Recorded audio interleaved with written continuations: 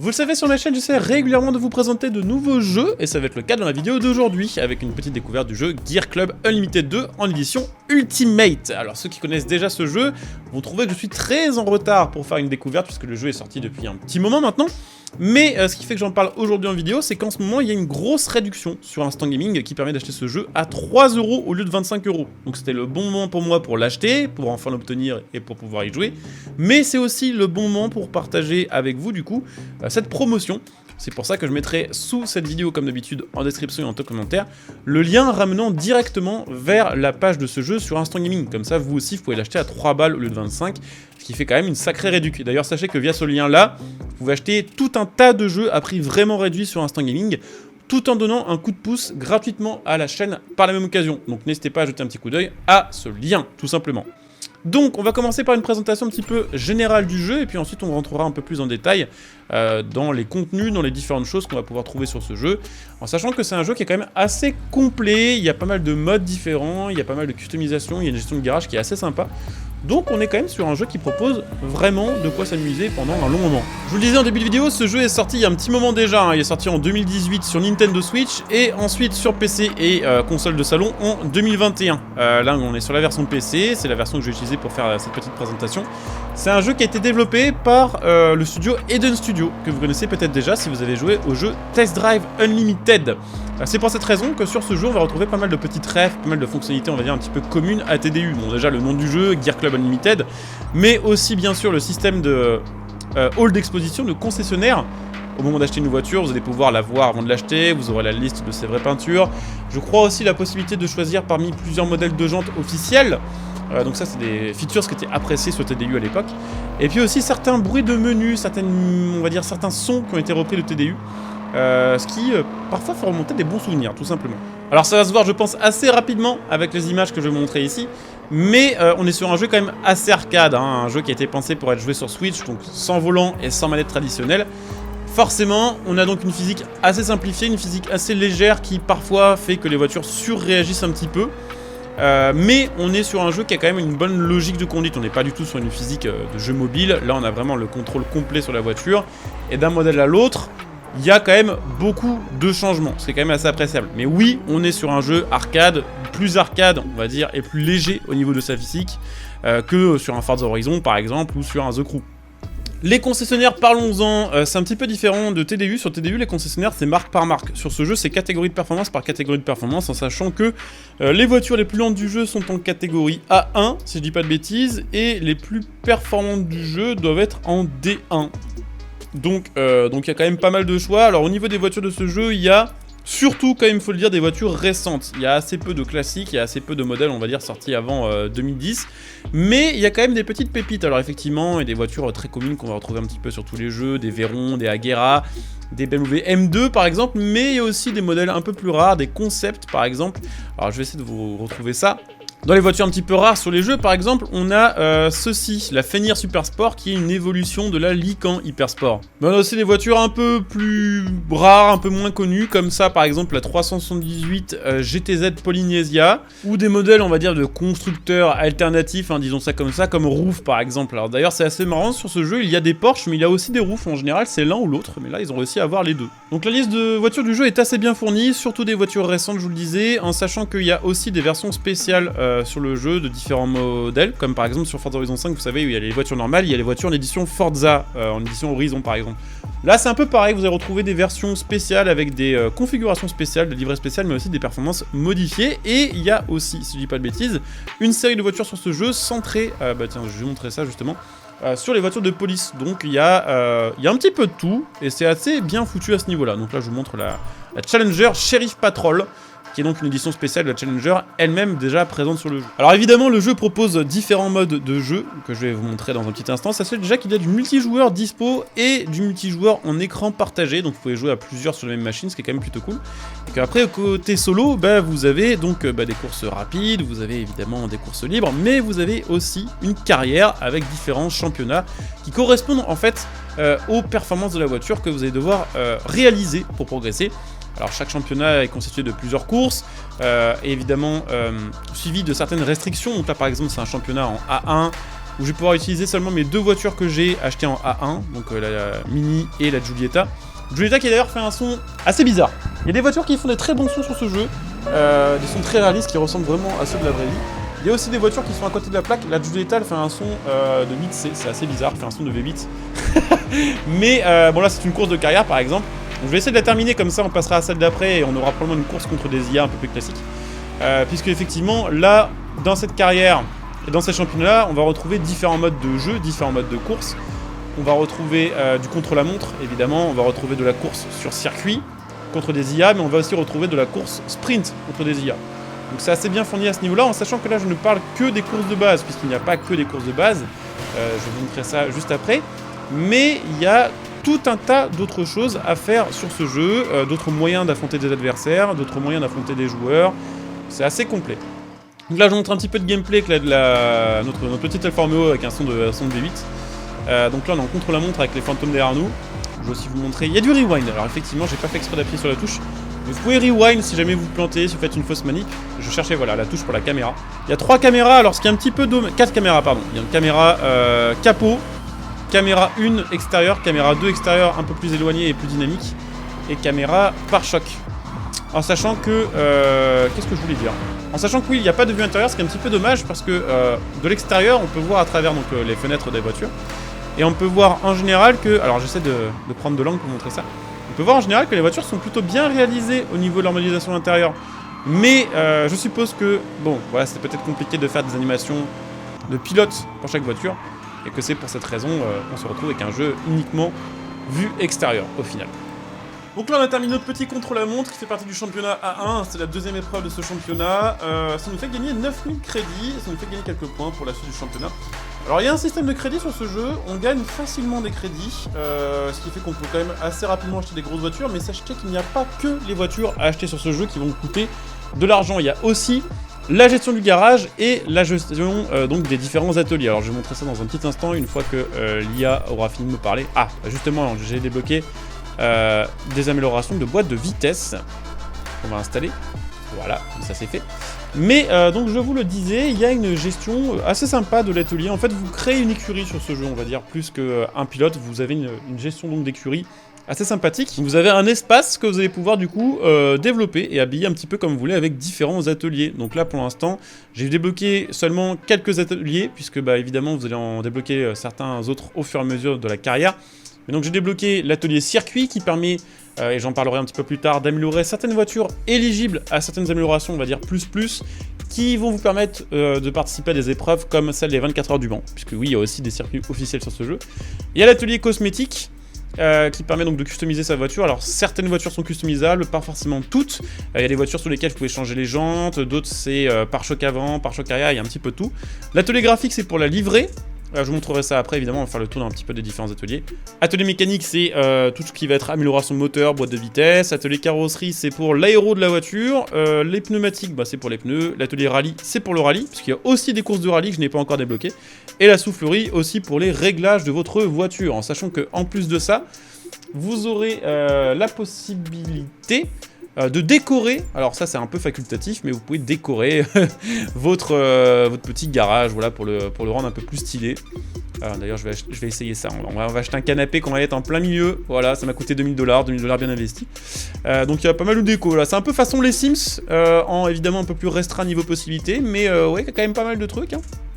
Donc on a aussi la possibilité d'ajouter des places de parking pour garer nos voitures, on peut changer le sol, et puis on peut aussi donc changer la déco générale donc du garage, ce qui est assez sympathique. Donc ça c'est vraiment du bonus, mais pour certains ça compte. Moi j'avoue que j'aime bien ce genre de choses. On va du coup faire un petit tour des ateliers, histoire de vous montrer un petit peu ce que vous allez pouvoir y retrouver. Donc ça c'est l'atelier mécanique que j'ai level 1, hein, qu'on pourrait améliorer, mais ça coûte un peu cher et j'ai pas trop de thunes, donc je suis un peu ric-rac.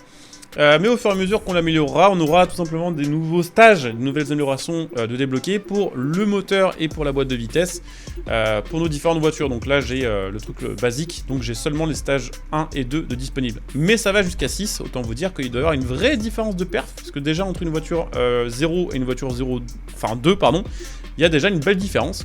Donc ça c'est l'atelier mécanique, on a ensuite évidemment donc l'atelier. Donc là on est sur l'atelier de peinture qui est juste à côté de mon atelier mécanique. Alors si je fais les infos dessus, on débloque au fur et à mesure de son avancée les peintures spéciales. Les peintures spéciales je pense que c'est les peintures perlées, ce genre de truc. Donc là j'ai l'atelier niveau 1 qui nous permet déjà donc évidemment de repeindre les étriers, repeindre aussi les jantes avec des couleurs officielles. Le Chalfa, ça c'est cool. Pareil pour les peintures carrosserie d'ailleurs. En fait, quand vous achetez une voiture sur le jeu, dans le showroom, vous aurez que les couleurs, on va dire, basiques. Mais il y a des couleurs optionnelles qui sont payantes que vous allez retrouver dans l'atelier de peinture et qui sont aussi des peintures officielles, hein, comme le Monte Carlo Blue ou le Matte Magneso Grey. Et en plus de ça, donc il y a l'éditeur de livret. Qui est assez bien foutu. Alors évidemment, si vous êtes habitué à l'éditeur de Forza, vous êtes un peu perdu au niveau du fonctionnement des touches, forcément, le temps de s'habituer. Mais c'est assez bien foutu, on peut circuler partout sur la voiture, il y a des tonnes de formes de livrets, de stickers, on peut les recouper, les redimensionner, les repeindre. Donc c'est bien foutu à ce niveau-là. Donc ça, c'était l'atelier de peinture. On va ensuite passer à l'atelier d'à côté. C'est quoi à côté? C'est l'atelier esthétique. Alors attendez, je vais vous montrer ça aussi pareil, au niveau des options. Donc là, je l'ai level 3, en sachant que plus on monte, plus on débloque de quantité, tout simplement, de personnalisation disponibles sur nos voitures. Donc il y a des voitures avec pare-choc avant, arrière, jantes customisables, jupe latérale, capot arrière, donc ça va être assez rare quand même, mais ça existe.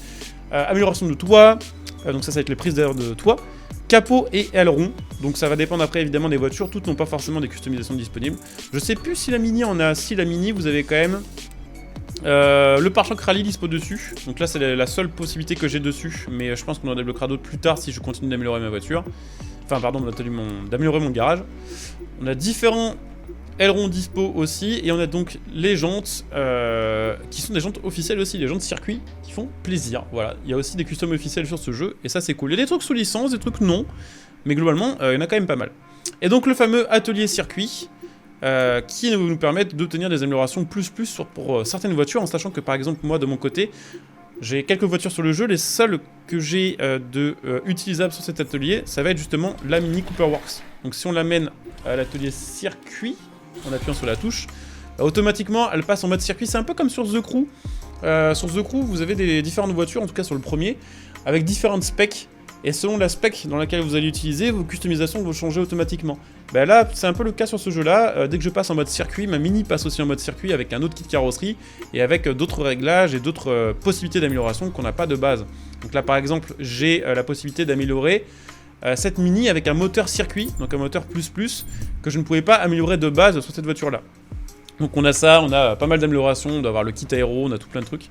Et ça c'est plutôt cool, voilà, certains diront que c'est du bonus, mais je trouve ça plutôt sympa. Donc on a les freins, on a l'aéro, donc après c'est assez cher les améliorations circuit, donc on va pas tout pouvoir acheter, mais il y a pas mal de choses dispo. Alors en plus des courses classiques, il y a aussi des courses avec certains partenaires, notamment le partenaire Porsche. Il y a une saison spéciale Porsche sur ce jeu, où vous allez avoir donc différentes épreuves à réaliser, pour aller jusqu'à la récompense finale qui va être une Porsche Turbo à débloquer gratuitement.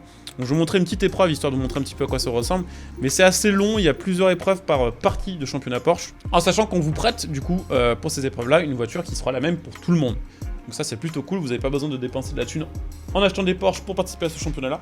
En sachant, oui j'ai oublié de le préciser, mais il y a un système d'indice performance sur le jeu et des catégories de performance, mais au sein de ces catégories de performance, il y a des indices performance. Là par exemple on a une voiture qui est en 296.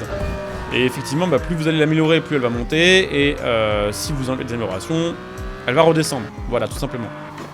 Donc là, je vous montre un petit peu de gameplay contre des IA, en sachant que sur le jeu, globalement, selon les courses, et là on est en début de jeu, ça reste assez simple de les battre. On a un petit peu le syndrome Forza sur ce jeu, c'est qu'il y a des épreuves où, globalement, vous pouvez rattraper un peu tout le monde, sauf le premier, qui va vraiment s'envoler et qui va être vraiment beaucoup plus dur à rattraper. Mais ça dépend vraiment des épreuves. Ça dépend du type aussi de championnat que vous faites. Voilà, il y a peut-être moyen qu'on le rattrape quand même, mais il va falloir être bien réveillé, hein. Il est bien vénère. Après, globalement, l'IA, il n'y a pas grand-chose à dire dessus. Elle n'est pas toujours super rapide, elle n'est pas toujours ultra compétitive, mais elle mérite d'être là. Elle n'est pas plus conne que sur un Forza ou sur un Gran Turismo. Elle n'est pas moins performante ou quoi. Voilà, c'est une IA, tout ce qu'il y a de plus basique pour un jeu de course. Alors j'en ai pas trop parlé pour l'instant dans cette vidéo, mais sachez qu'il y a évidemment possibilité de quand même personnaliser un petit peu son expérience de jeu sur ce jeu, c'est-à-dire que vous avez le choix entre plusieurs niveaux de difficulté, plusieurs assistances au pilotage, plusieurs niveaux aussi de gestion de contrôle de traction, contrôle de stabilité, ce genre de trucs. et la possibilité évidemment de retirer ou d'ajouter les lignes au sol, les lignes de trajectoire pour tout simplement optimiser un petit peu votre rage et réussir à éviter de freiner trop tard et à taper les murs, ce genre de trucs. Mais voilà, ça c'est des options de personnalisation du jeu, c'est pas obligatoire, vous en ferez ce que vous voulez, évidemment. Allez, course du championnat Porsche réussie. Alors il n'y a pas de récompense d'argent pour ces courses-là. La récompense finale, ce sera quand même la Porsche qui coûte une couille d'ailleurs. Hein. Alors il y a également, je vous le disais, la possibilité de courir sur des circuits officiels dans le mode endurance. Donc là on est parti sur le circuit des 24 heures du Mans, en sachant que dans ce mode endurance, vous avez plus de choix que d'habitude, grâce aux améliorations circuit. Vous avez le choix entre différents types de pneus. Donc là on va mettre du soft, on s'en fout, c'est juste pour un petit tour. Vous avez la quantité de carburant que vous pouvez gérer, donc qui va influencer le poids de votre voiture et son autonomie, évidemment. Et donc là vous avez un système d'essai, un système de qualification avant l'épreuve finale. Alors là je vous montre un petit peu de gameplay sur Le Mans en mode essai. Mais je vous montrerai peut-être une petite épreuve d'endurance après, on verra, ça dépendra de à quel point c'est galère de débloquer les trucs ou pas. Je sais pas d'ailleurs si c'est la version longue du Mans, je sais pas si c'est une version avec les chicanes ou pas.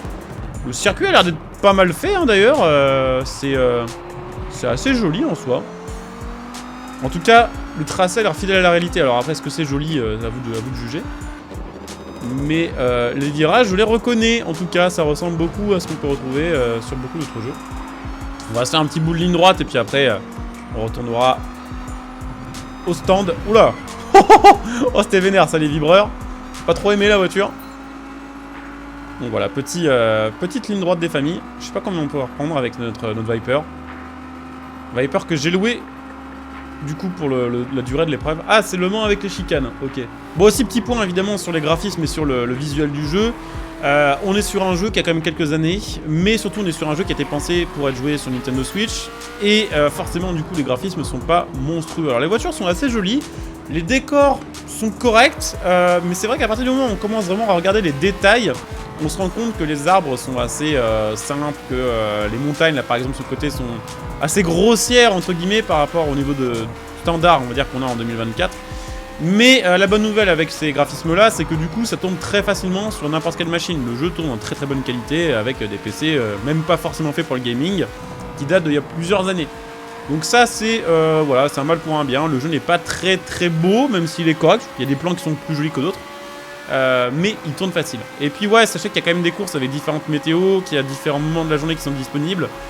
Donc c'est voilà, il y a différents aspects, différents visus et ça c'est plutôt cool, différentes ambiances, voilà disons. Alors malheureusement le mode rallye je ne vais pas pouvoir vous le montrer parce qu'il ne se débloque que beaucoup plus tard sur le jeu et bah voilà, je vais pas faire durer la vidéo 4 heures non plus. Mais ce que je peux vous montrer aussi c'est qu'il y a un système de ligue. Avec un système de club, alors d'ailleurs j'ai créé le club de la chaîne, hein, si vous avez envie de le rejoindre, le club c'est Equinox avec le tag ECKX, si ça vous tente, voilà, je serai peut-être pas forcément très actif sur le jeu, mais si vous l'êtes et que vous avez envie de profiter des bonus de club, puisque sur ce jeu il y a des bonus de club, hein, contrairement au club de Forza Horizon, là il y a un système où plus on est actif, plus on gagne d'XP de club, plus on a des récompenses régulièrement, voilà, de plus en plus importantes. Et ensuite donc il y a des épreuves de ligue qui se font un petit peu comme le Rivo, voilà, si vous connaissez le Rivo ou le Rival sur Forza. C'est-à-dire que ça va se jouer essentiellement au chrono. Le but c'est de faire le meilleur chrono pour avoir le meilleur classement et rapporter le plus de points à sa ligue. Donc vous l'aurez compris, c'est un jeu assez complet, voilà, entre les courses classiques, les courses multi, les courses d'endurance, les courses sur circuit officiel. Voilà, c'est un jeu qui vous propose un petit peu de tout. C'est pareil pour les voitures, même si honnêtement pour moi je trouve que ça manque un petit peu de certains classiques qu'on avait pourtant à l'époque du TDU, des vieilles voitures des années 60-70, des collecteurs, des trucs comme ça. Alors après peut-être que ça n'aurait pas de sens sur ce jeu, peut-être que ce serait trop compliqué de les intégrer au système d'indice performance.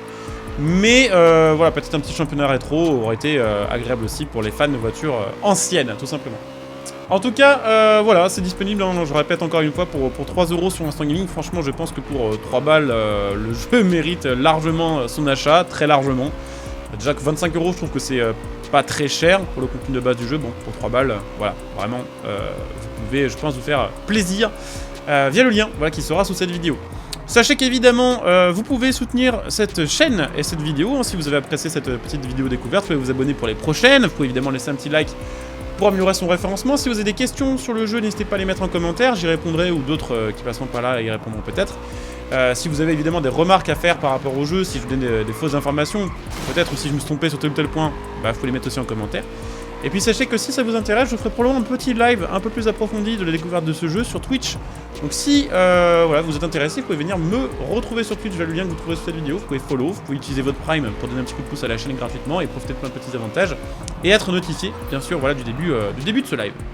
Donc voilà, je coupe ici, je vous dis à très bientôt pour une nouvelle vidéo. En attendant, bah écoutez, bon jeu à tous, bonne découverte hein, si vous achetez aussi le jeu de votre côté, et à très bientôt. Ciao!